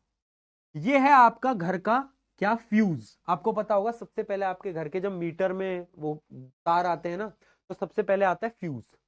सबसे पहले क्या आता है बेटा? फ्यूज। अब तुम बोलोगे भैया फ्यूज क्यों आता है? ऑब्वियस सी बात है बेटा, फ्यूज आने के पीछे का कारण क्या है? बताओ क्या कारण होगा? क्योंकि अगर कभी करंट ज्यादा आ जाए हैं, तो अप्लायंसेस को बचाने के लिए फ्यूज क्या होता है? ब्रेक कर देता है। याद है? याद है? हाँ हाँ, इलेक्ट्रिसिटी, फ्यूज क्या करता है? फ्यूज ब्रेक हो जाता है, मेल्ट हो जाता है। ये तुम्हें याद होगा, इलेक्ट्रिसिटी में पढ़ाया था मैंने, heating effect of electric current में फ्यूज किसका बना होता है वो भी चैट में लिख के बता दो। ठीक है, तो सबसे पहले फ्यूज वायर आता है। फिर आता है आपका मीटर, क्योंकि ऑब्वियस सी बात है भैया मीटर बहुत जरूरी है। मीटर क्या, बिजली का बिल कौन भरेगा है? फिर उसके बाद आता है एक डिस्ट्रीब्यूशन बॉक्स। ये आपने देखा होगा आपके घरों के में ना, अंदर वो जो डब्बा लगा होता है उसमें बहुत सारे डिस्ट्रीब्यूशन बॉक्स होते हैं, जिसमें सबकी अलग अलग एमसीबी होती है। एमसीबी समझते हो? Up down up down up down, बहुत सारी एमसीबी होती है। ठीक है, फिर वहां से क्या होता है, आपके हर एक कमरे में अलग अलग अप्लायंस के पास अलग अलग तरीकों से वायर डाला जाता है। ठीक है, अब ये जो लाल रंग का वायर है ये होता है लाइव वायर। ये लाइव वायर वो होता है जो कि करंट को लेकर आता है। ये क्या करता है? करंट को लेकर आता है। ठीक है, तो करंट ये लेके आएगा। अब तुम बोलोगे भैया फिर ब्लैक वाला वायर क्या करता है? ये करंट को वापस लेके जाता है। तभी तो एक, देखो एक सर्किट कैसे बनता है, करंट गया और बैटरी में करंट वापस आया, यही होता है ना। तो रेड वाला करंट लेकर आता है। ये जो रेड वाला होता है लाइव वायर, ये 220 वोल्टेज पे काम करता है भाई। बहुत खतरनाक है, बहुत खतरनाक है। इसको छू लोगे ना तो निपट जाओगे वहीं, बोर्ड देने लायक भी नहीं बचोगे। ठीक है, फील्डिंग सेट आजकल तुम देख रहे हो ना इंस्टाग्राम पे, बहुत लोगों की, लोग ये फेक फेक स्क्रीनशॉट बना के लोगों की फील्डिंग सेट कर रहे हैं। बेटा तुम्हारी भी एक दिन फील्डिंग सेट होगी, जिस दिन तुम्हारा रिजल्ट आएगा। ठीक है, बोर्ड एग्जाम आ गया है, पढ़ लेते हैं। तो 220 वोल्ट का ये झटका लगता है लाइव वायर से। ये जो ब्लैक वाला है, ब्लैक वाला है, ये है न्यूट्रल वायर।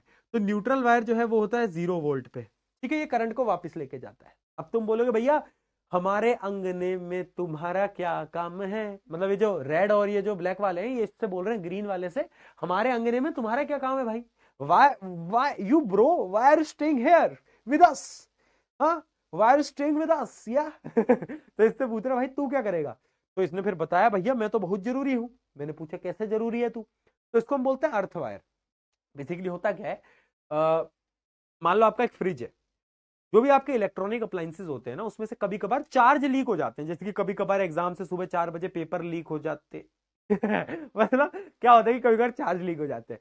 तो चार्ज जब लीक होते हैं ना, चार्ज जब लीक हो जाते हैं तो फिर क्या होता है, जैसे चार्ज लीक हुआ तो जैसे ही चार्ज आया, तो अगर आपने उस फ्रिज को टच करा तो भैया वो झटका तुम्हारे अंदर आ जाएगा, चार्ज तुम्हारे अंदर आ जाएगा और तुम्हें शॉक लग जाएगा। तो शॉक से बचने के लिए क्या होता है, आपके जो अप्लायंसेस होते हैं उनकी अर्थिंग करी गई होती है।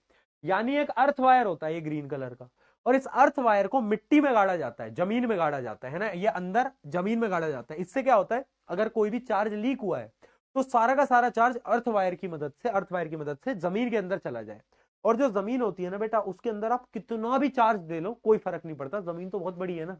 अर्थ अर्थ पे तुम कितना भी चार्ज दो, अर्थ को कोई फर्क नहीं पड़ता। ठीक है ठीक है, बहुत बढ़िया बहुत बढ़िया। तो यानी तुम इतना समझ गए होगे, यानी तुम इतना समझ गए होगे क्या, कि ये पूरा का पूरा जो डायग्राम है ये है डोमेस्टिक इलेक्ट्रिकल सर्किट। एक है लाइव वायर, एक है न्यूट्रल वायर और एक है ग्रीन वायर। ठीक है, ठीक है, बहुत बढ़िया, जिसको हम अर्थ वायर भी बोलते हैं। तीनों का काम समझ में आ गया। ठीक है, अब एक मेरे मन में सवाल है, ये बताओ, और ये शायद मैंने इलेक्ट्रिसिटी में भी बताया था, कि तुम अगर ध्यान से देखोगे जो अप्लायंसेज हैं उनको पैरेलल में कनेक्ट किया गया है, क्यों, वाई, बताओ। ये मैं बता चुका हूं इलेक्ट्रिसिटी में पैरेलल में कनेक्ट क्यों किया जाता है। एक पहला रीजन, पैरेलल में वोल्टेज सेम रहता है। दूसरा रीजन बताओ, रेजिस्टेंस लेस होता है। तीसरा रीजन, अगर एक एक अप्लायंस खराब होता है तो बाकी अप्लायंस पे कोई फर्क नहीं पड़ेगा, बाकी अप्लायंस काम करते रहेंगे, राइट याद है, बहुत बढ़िया बहुत बढ़िया बहुत बढ़िया बहुत बढ़िया बहुत बढ़िया। ठीक है जी, तो ये था हमारा क्या, डोमेस्टिक इलेक्ट्रिक सर्किट। अब एक एक चीजों को रीड कर लेते हैं। सबसे पहले पैरेलल की एडवांटेजेस क्या है, each appliance gets the equal potential difference, each appliance can be switched on and off independently, and जो डिवाइस होते हैं उनकी जो रेजिस्टेंस होता है उनको कम रेजिस्टेंस मिलता है, जिसकी वजह से बराबर पावर पे ऑपरेट कर पाते हैं। ठीक, बहुत बढ़िया, राइट। अगली चीज, ये तीन प्रकार के वायर है। लाइव वायर 220 वोल्ट पे, न्यूट्रल वायर 0 वोल्ट पे होता है, बट ये करंट को वापस लेके जाता है। सबसे इंपॉर्टेंट है अर्थ वायर तो अर्थ वायर देख लेना। अच्छा, इनके कलर भी याद रखना, ये रेड का होता है, ये ब्लैक कलर का होता है और ये ग्रीन कलर का होता है। ठीक है, अब ये ग्रीन कलर का होता है, earth wire is connected to a metal plate placed in the earth near the house for safety. It provides safety for all appliances and device connected to the home which have metallic body. क्योंकि किसी भी appliance पे अगर metallic body है, आप touch करोगे तो आपको करंट लग सकता है। तो जितने भी अप्लायंस होते हैं जिनमें मेटेलिक बॉडी होती है उनकी अर्थिंग करी जाती है। ठीक है, this is done to prevent the shock when leakage of the charge happens in metallic body. वही जो चीजें मैंने आपको बताई वो यहां पे लिखा हुआ है, डन है बताओ, बहुत बढ़िया बहुत बढ़िया जी, समझ आया क्या हमको, आया कि नहीं आया, ओ मूर्खो, बता दो भाई, बता दो। ठीक है, ये डायग्राम ड्रॉ करने के लिए कभी कभार आ जाता है, ये डायग्राम की एक दो बार प्रैक्टिस कर लेना, ज्यादा इंपॉर्टेंट नहीं है बट कभी कभार आ जाता है। अच्छा, एक चीज समझना, इंडिया के अंदर जो वोल्टेज आता है, वो आता है 220 वोल्ट का लाइव वायर से, और न्यूट्रल का होता है 0। तो जो पोटेंशियल डिफरेंस होता है वो 220 वोल्ट का होता है। ठीक है, उसके अलावा दो चीजें आपको याद रखनी है।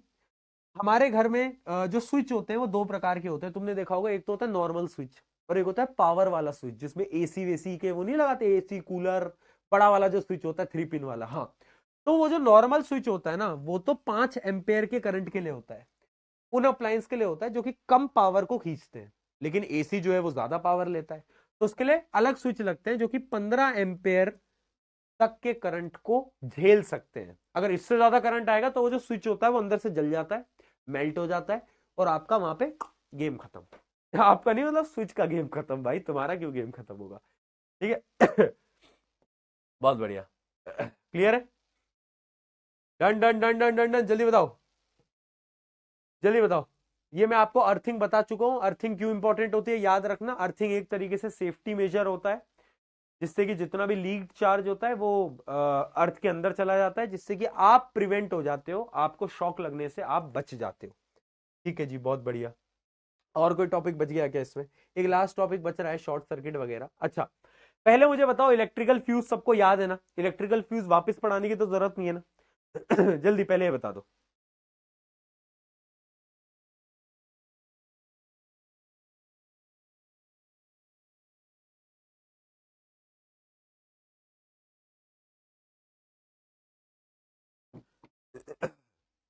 याद है बहुत बढ़िया। इलेक्ट्रिकल फ्यूज तुम्हें याद होना चाहिए। इलेक्ट्रिकल फ्यूज की प्रॉपर्टीज क्या थी, लो मेल्टिंग पॉइंट, तुम्हें अगर याद हो तो, और रेजिस्टेंस जो होता था वो हाई होता था। ठीक है, किसका बना होता था वो भी तुम्हें याद होगा। इसको लगाते हैं सर्किट में सीरीज में, जैसे ही हाई करंट आता है तो इसमें क्या होता है, हीट जनरेट होती है, क्योंकि इसका रेजिस्टेंस हाई है, मेल्टिंग पॉइंट कम है, तो मेल्ट हो जाता है और सर्किट को ब्रेक कर लेता है। काम क्या होता था, to protect the appliances from damage, ये हमें प्रोटेक्ट करता था बेसिकली। ठीक है इतना तो हमें याद है। यहां पर ना दो टर्म और आती है बेटा।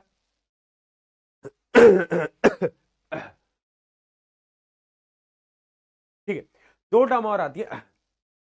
एक आती है शॉर्ट सर्किट और एक आती है ओवरलोडिंग। शॉर्ट सर्किट और ओवरलोडिंग में फर्क क्या है पहले ये समझना। शॉर्ट सर्किट जो है वो अलग है। कैसे, मैं आपको ना एक सर्किट समझाता हूं। देखो मान लो ये बैटरी है, ठीक है, ये एक बल्ब है और ये ऐसे, ठीक है।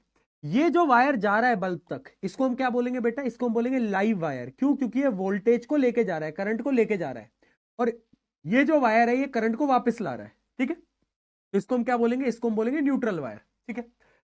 तो ये तो एक नॉर्मल सर्किट है। अब पता है शॉर्ट सर्किट कब होता है? जब ये लाइव वायर और ये न्यूट्रल वायर आपस में टच हो जाते हैं। मान लो ये लाइव वायर और न्यूट्रल वायर आपस में से टच हो गए, आपस में टच हो गए, कहीं पर भी गलती से टच हो गए, हवा चली और टच हो गए। अब क्या होगा?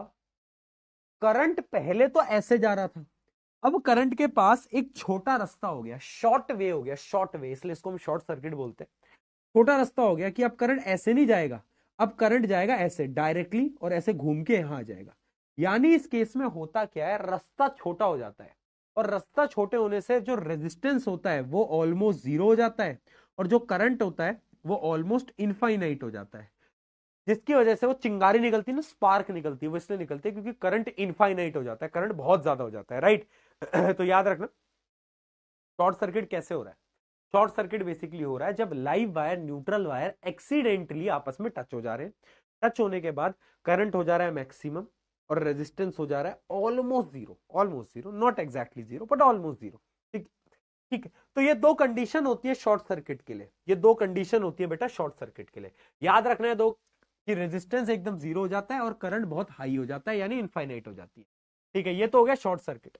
अब ओवरलोडिंग क्या होता है? ओवरलोडिंग क्या होता है बताओ? अच्छा मैंने, सॉरी, मैंने गलत मार्क कर दिया, ये था शॉर्ट सर्किट, ये था happens when the live wire neutral wire come with the contact. मतलब मैंने जो आपको समझाया वो सही समझाया, बस ऊपर गलत मार्क कर दिया था। रेजिस्टेंस ऑलमोस्ट जीरो, करंट हो जाता है इनफाइनाइट। ठीक है, बहुत बढ़िया। अब बात करते हैं ओवरलोडिंग की। ओवरलोडिंग का क्या मतलब है? मान लो एक ही स्विच बोर्ड है, उस स्विच बोर्ड पे तुमने एक वो लगाया, आजकल वो एक्सटेंशन आते हैं ना, एक्सटेंशन जिसमें बहुत सारी चीजें अटैच कर सकते हैं। अब तुम एक पे तो लगा रहे हो हीटर, एक में लगा रहे हो एसी, एक में लगा रहे हो मोबाइल फोन का चार्जर। उससे क्या होगा कि जब एक ही स्विच में इतने सारे अप्लायंस आ जाते हैं ना, तो इसका क्या मतलब है? इसका मतलब है कि ओवरलोडिंग हो गई।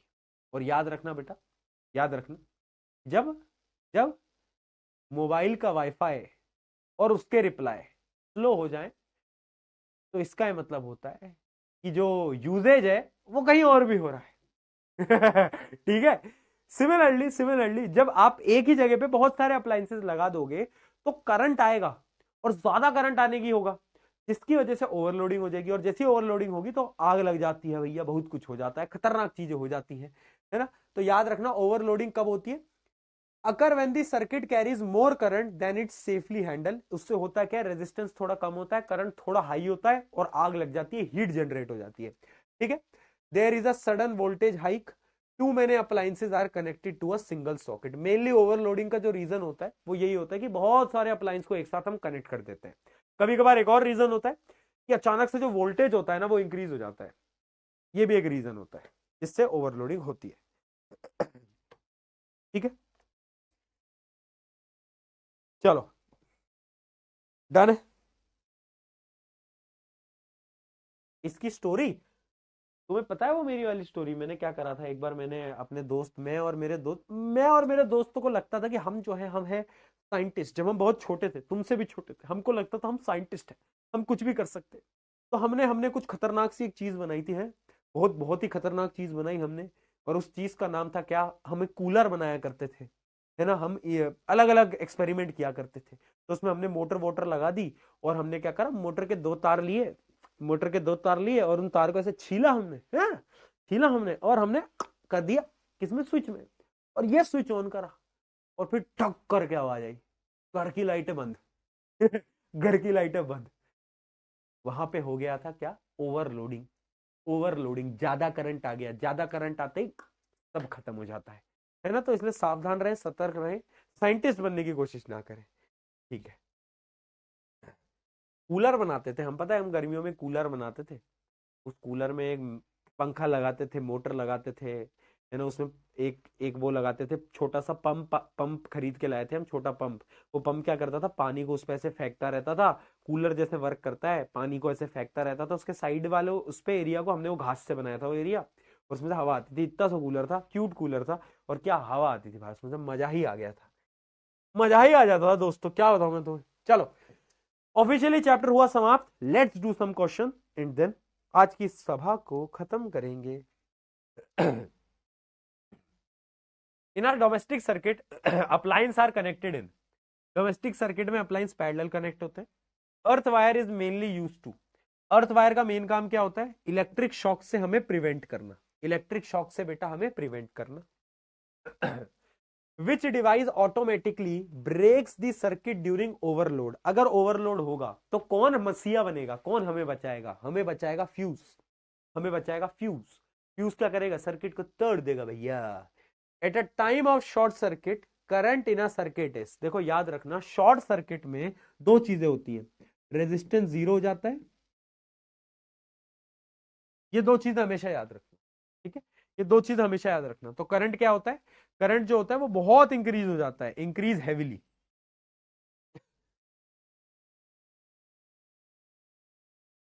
Y is earth wire necessary, domestic circuit में अर्थ वायर इंपॉर्टेंट क्यों होता है, हमें शॉक से प्रिवेंट करने के लिए इंपॉर्टेंट होता है।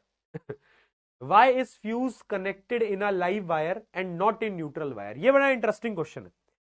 पता है जब मान लो दो तार आते हैं, एक होता है लाइव वायर, एक होता है न्यूट्रल वायर, जो फ्यूज को कनेक्ट किया जाता है ना, वो कनेक्ट किया जाता है इस लाइव वायर से, न्यूट्रल वायर से फ्यूज को कनेक्ट नहीं किया जाता। अब ये तो गद्दारी कर है, ये क्या तरीका है, ये इसलिए करते हैं क्योंकि करंट लेके कौन आ रहा है, लाइव वायर लेके आ रहा है। लाइव वायर का पोटेंशियल होता है 220 वोल्ट भाई, इसका तो जीरो है, इसका तो जीरो है। करंट कौन लेके आ रहा है, लाइव वायर, इसलिए हमें करंट को लाइव वायर से ही कनेक्ट करना होता है, ठीक है। Fuse is connected in the live wire so that when excess current flows the fuse melt and cut off the live supply, है ना, क्योंकि करंट आ तो यही से रही है। अगर हम if the fuse were connected to neutral wire appliances would still remain connected, यानी अगर मान लो मैं यहां से हटा के गलती से यहां लगा देता, तो अब क्या होगा, करंट तो जा रहा है, हाई करंट जा तो अंदर रहा है, तो अप्लायंसेस को डैमेज तो हो सकता है ना, यहां से तो करंट वापस आता है, जाता तो यही से ही। इसलिए हम हमेशा लाइव वायर को फ्यूज से कनेक्ट करते हैं, ना कि न्यूट्रल वायर को। ठीक है, बहुत बढ़िया। अगली चीज, एक मिनट, जितने बच्चे एसीडीसी लिख रहे हैं ना, एसीडीसी पे मैं आ रहा हूं बेटा, वो लास्ट टॉपिक है मुझे पता है, वो क्वेश्चन अब पूछा नहीं जाता, खैर वो ऑलमोस्ट डिलीटेड है सिलेबस से, बट मैं उसको कराऊंगा एसीडीसी को, मुझे पता है। What is the function of an electrical fuse in domestic circuit, वही सेम क्वेश्चन आ गया इलेक्ट्रिकल फ्यूज का। इलेक्ट्रिकल फ्यूज का क्या काम होता है, सर्किट को सेफ रखना। ये जो क्वेश्चन है ना बेटा, ये क्वेश्चन बड़ा इंटरेस्टिंग क्वेश्चन है, क्योंकि ये इलेक्ट्रिसिटी का सवाल है। अ electrical oven of 2 kilowatt power rated is operating in a domestic electrical circuit of 220 volt that has a current rating of 5 ampere 5 ampere. What result do you expect? Expect क्यों बोला, expect क्या बोला? क्या बोला? एक इलेक्ट्रिकल ओवन है जिसकी power rating ये है, हमारे घर का जो वोल्टेज है वो हमें 220 वोल्ट गिवन है, बट जो हमारी जो रेटिंग है ना, करंट रेटिंग क्या होती है कि इससे ज्यादा अगर करंट आया भैया तो नहीं झेल पाएंगे हम, तो हम फिर भैया ओवरलोडिंग कह देंगे हम, हाँ कि ना।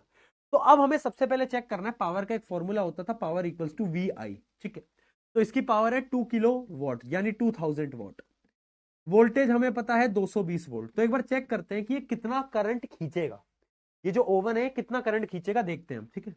आ जाओ जरा, तो करंट की वैल्यू कितनी आ जाएगी, करंट की वैल्यू आ जाएगी 200/22, इसको जरा सॉल्व करो, कितना आएगा, कितना आ रहा है बेटा, ये आएगा 9 पॉइंट कुछ कुछ कुछ कुछ आएगा, 9 पॉइंट कुछ कुछ कुछ आएगा। लेकिन हमारी जो रेटिंग है करंट की वो तो 5 एम्पेयर है। इसका क्या मतलब है, इसका ये मतलब है कि भैया करंट ज्यादा मांग रहा है ये, हम तो इतना करंट दे ही नहीं सकते, और जब ज्यादा करंट आता है तो क्या होता है, ओवरलोडिंग होती है। तो फाइनली होगा क्या, इस केस के अंदर ओवरलोडिंग होगी, ओवरलोडिंग विल अकर, क्या होगी, ओवरलोडिंग विल अकर। तो ये लॉजिकल क्वेश्चन था, ये इलेक्ट्रिक चैप्टर का क्वेश्चन था, बट यहाँ पे जो टर्म है ना कि what result do you accept, expect, accept accept accept accept में कंफ्यूज जाता हूँ मैं ज्यादा। तो क्या रिजल्ट आएगा, तो रिजल्ट आएगा कि यहाँ ओवरलोडिंग हो जाएगी, ठीक है। क्लियर है। अच्छा एक क्वेश्चन और मुझे पूछना था, वो शायद यहाँ पे लिखा नहीं है, मैंने डाला नहीं, कहाँ गया, मिल नहीं रहा मुझे। एक बड़ा इंटरेस्टिंग क्वेश्चन था, वो क्वेश्चन ये था कि अगर आप लाइव वायर को टच करते हो, अगर आप लाइव वायर को टच करते हो तो डेंजरस है, लेकिन न्यूट्रल वायर को टच करना उतना डेंजरस नहीं है, क्यों? बिकॉज, आंसर याद रखना, because live wire contains voltage of 220, यानी 220 वोल्ट होता है उसमें, लेकिन न्यूट्रल वायर पे जो वोल्टेज होता है वो 0 वोल्ट होता है। तो अगर आप टच कर भी लेते हो तो शॉक नहीं लगेगा या बहुत कम लगेगा, लेकिन 220 वोल्ट के अगर वायर को तू छुएगा भैया तो तू तो तू भगवान को प्यार हो जाएगा फिर, है ना। तो इसलिए लाइव वायर को टच करना मोर डेंजरस होता है, ठीक है। Name two safety measures commonly used in electric circuit. एक तो होता है अर्थिंग, दूसरा होता है फ्यूज। ये दोनों सेफ्टी के लिए तो यूज कर रहे हैं। What precaution should be taken to avoid overloading of domestic circuit? क्या क्या प्रिकॉशन हमें लेने चाहिए? सबसे पहला तो एक ही स्विच पे ज्यादा अप्लायंसेस को कनेक्ट नहीं करना चाहिए, ठीक है। Do not connect many appliances to the single switch. Avoid using high power appliances, high power appliances को अवॉइड करें। यूज प्रॉपर रेटेड फ्यूज और एमसीबी, जो भी स्विच लग रहे हैं वो जो स्विच होने चाहिए उनकी रेटिंग अच्छी होनी चाहिए, 15 एम्पेयर वाले स्विच होने चाहिए। Ensure good quality of wiring, wiring भी आपकी अच्छी होनी चाहिए, ठीक है।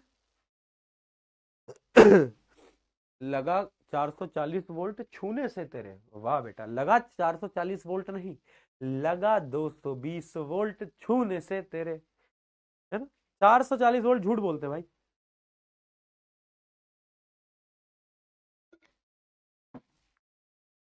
सलमान भाई ने गाना बनाया था लगा 440 वोल्ट, बट एक्चुअली में तो 220 वोल्ट लगता है।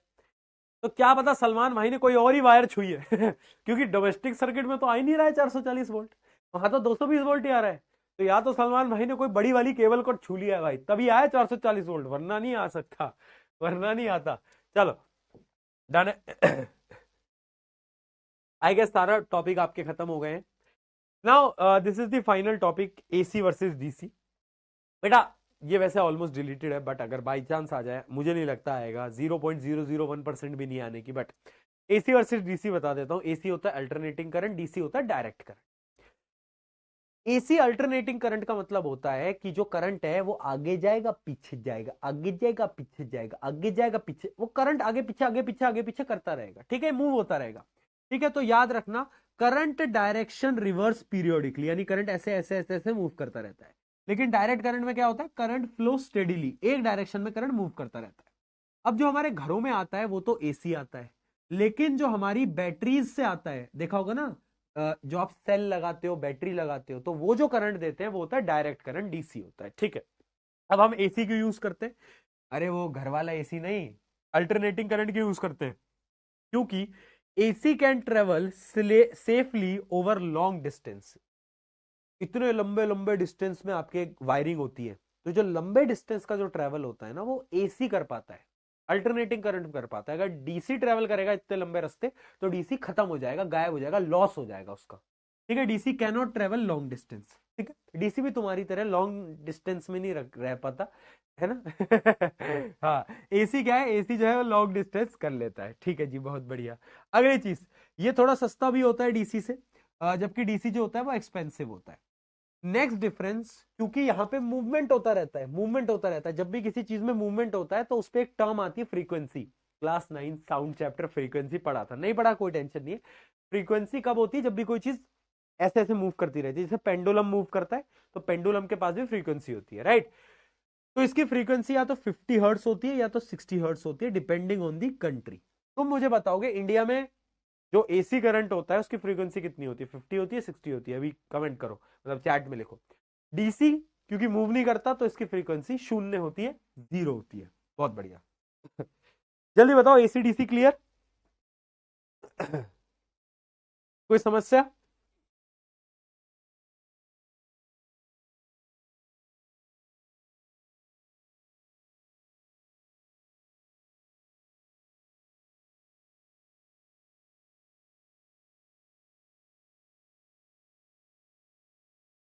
यानी कि अगर अगर आ गया है तो पी के लिख देना।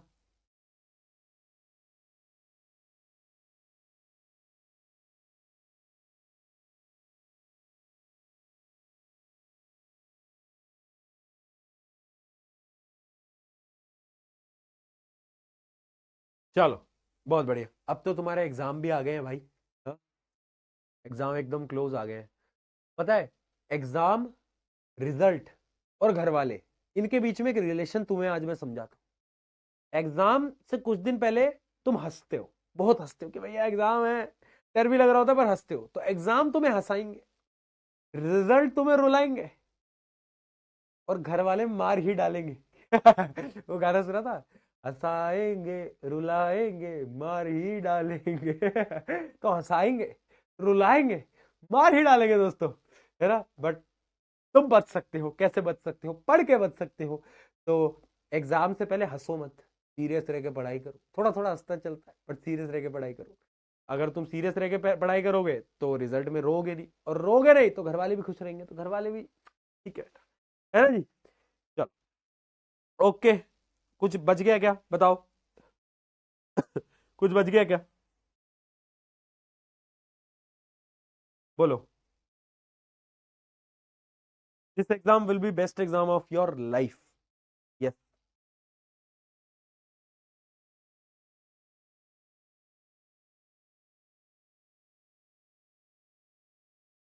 एक बच्चा लिख रहा है कि भैया बोर्ड एग्जाम में डर लग रहा है कि कहीं फेल तो नहीं हो जाएंगे। फेल नहीं होगे तुम। चलो एक उपाय बताता हूं तुम्हें। बोलो पेंसिल। बोलो पेंसिल। बोर्ड एग्जाम में फेल होना कैंसिल। ठीक है। बोलो पेंसिल। बोर्ड एग्जाम में तुम्हारा फेल होना कैंसिल, तुम पास हो जाओगे, अच्छे नंबर से पास होगे भाई, भरोसा रखो। ठीक है। तू साइंस की तो टेंशन मत ले, अभी भी तेरे साथ खड़ा हूं। बोर्ड एग्जाम में वो जो 3 दिन है अपने पास, उन 3 दिन में तुझे कुछ नहीं करना है इधर से उधर। जितना मैं बताऊंगा ना, मैं गारंटी से बोल रहा हूं, जितना मैं बोलूंगा, जितना मैं कराऊंगा और जितने मैं क्वेश्चंस दूंगा प्रैक्टिस करने के लिए, दैट विल बी इनफ। ये पहला साल नहीं है, पिछले 3 साल से कर रहा हूं। This is not the first time. आज बोल रहा हूं 2026 का एग्जाम तेरी जिंदगी का सबसे बेहतरीन एग्जाम होगा। सिर्फ साइंस की बात नहीं कर रहा हूं, एसएसटी, इंग्लिश, मैथ, हिंदी, सबकी बात कर रहा हूं। सबकी बात कर रहा हूं। ठीक है।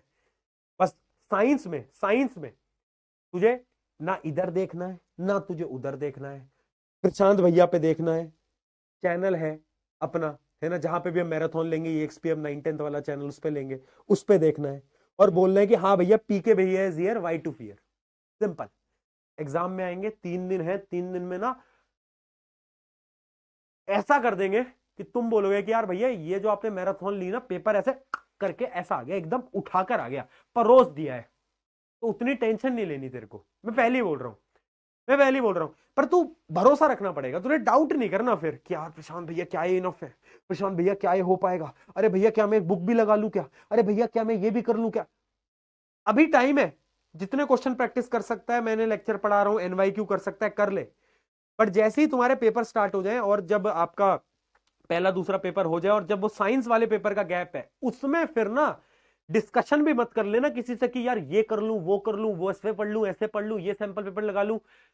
बस जितना मैं बोलूंगा ना उतना पढ़ के जाना, इधर ना उधर। बात खत्म हो जाएगी वहां पर। वो फिर मेरा कॉन्फिडेंस है, मेरी जुबान है, और प्रशांत भाई की जुबान तुम्हें पता है। फिर वहां फिर तुम्हें इधर उधर नहीं देखना है। ठीक है। अभी टाइम है, जितना पढ़ सकते हो पढ़ लो। मैं बोल रहा हूं जो 4 किताबें लगानी, 10 किताबें लगानी, कर ले। पर आखिरी के टाइम पे अगर तूने मुझसे बोलना भैया ये कर लूं क्या, भैया वो भी कर लूं क्या, अरे जितना मैं करा रहा हूं उतना कर लेना। तेरा पेपर ना 80 में से 80 नंबर हाथ में आएंगे तेरे, ये मेरी गारंटी है। हाँ थोड़ी राइटिंग प्रैक्टिस करनी पड़ेगी, वो तुम्हें थोड़ा सा लिखना पड़ेगा क्योंकि मैं पेपर लिख नहीं सकता। वो तुम्हें थोड़ी प्रैक्टिस करनी पड़ेगी, then everything is good to go. फिर तुम्हें कुछ टेंशन नहीं लेनी। ठीक है। उतनी तुझे लोड नहीं लेनी, वो अपन देख लेंगे मिलके यार। तू चिल कर।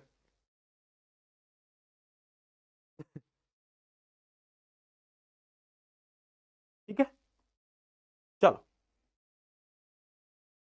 चैट बंद कर रखी थी ना बेटा अभी तक?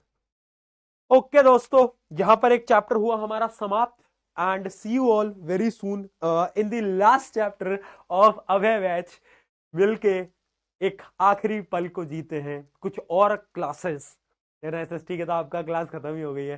साइंस की कुछ आखिरी 2 या मैक्सिमम 3 क्लासेस, 2 में भी खत्म हो जाएगा, तीसरी शायद डाउट सॉल्विंग हो, तो जो भी रहेगा आपकी लास्ट 2 और 3 classes, then this batch will come to an end, this journey will come to an and.